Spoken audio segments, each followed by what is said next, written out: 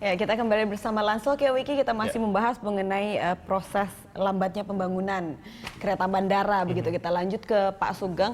Pak Sugeng, Anda melihat pembangunan kereta bandara ini baik yang ekspres maupun yang komuter begitu ya.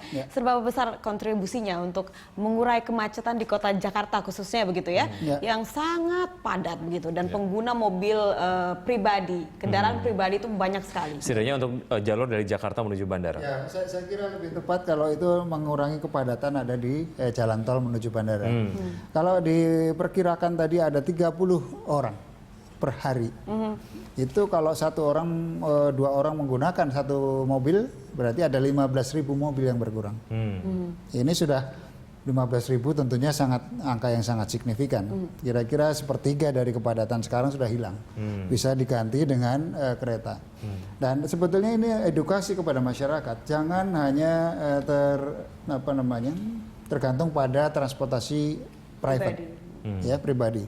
Karena selain boros, makan waktu banyak, capek, gitu ya. Betul. Kalau public transport itu tentunya akan lebih cepat dan murah, tentunya, ya, dan aman.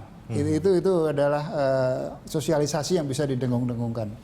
Dan dengan adanya pengalian ya kira-kira 30.000 orang atau 15.000 mobil itu tadi, itu perlu dipikirkan akses yang 15.000 mobil itu ke stasiun-stasiun itu tadi, yang selama ini belum pernah dikunjungin kendaraan sebanyak itu nantinya, ya.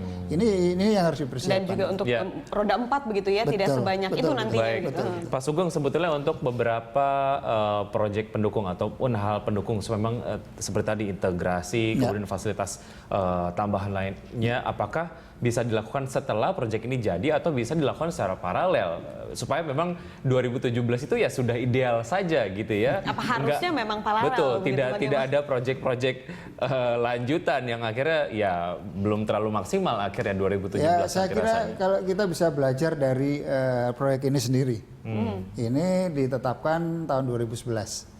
Kemudian sebagaimana disampaikan Pak Edi tadi, ada rencana awal yang ditentukan oleh para engineer ya, advisor. Ternyata desainnya itu nggak bisa lurus, harus ditekuk-tekuk kayak gergaji gitu. Karena apa? Banyak hal yang harus diperhitungkan. Dan ini mempengaruhi penganggaran.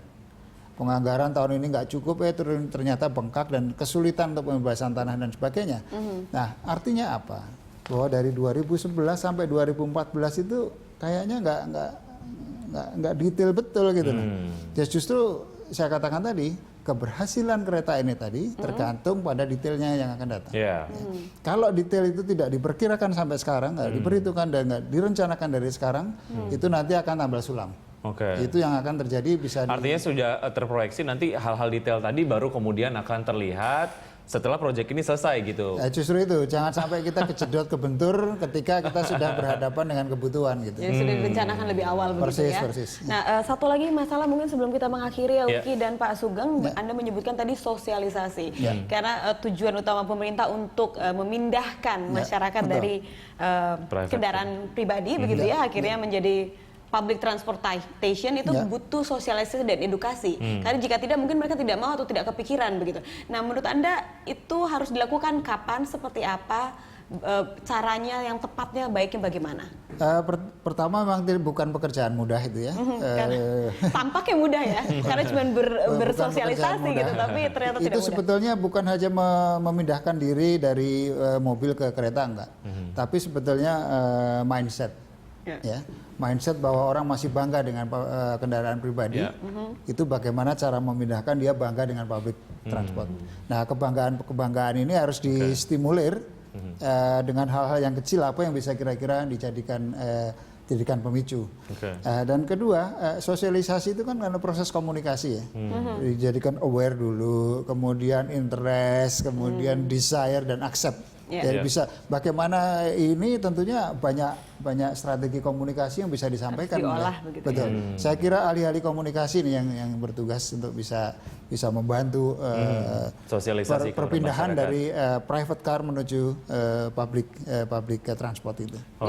Bicara soal bangga menggunakan mobil pribadi, kalau saya rasa bangga kemudian menghadapi rasa kemacetan di jalan gitu ya, rasa bangganya langsung hilang. Jadi saya mendingan dengan pakai public Iya, transportation. jangan sampai aja. begitu ya, kebanggaan itu membuat Anda tertinggal Ya, persis sekali. tertinggal pesawat Itu begitu smart ya. choice namanya. Iya. Baik, Pak Sugeng, terima kasih atas Ya, waktunya. sama-sama. Ya, Ya. selamat siang pemirsa. Selamat siang.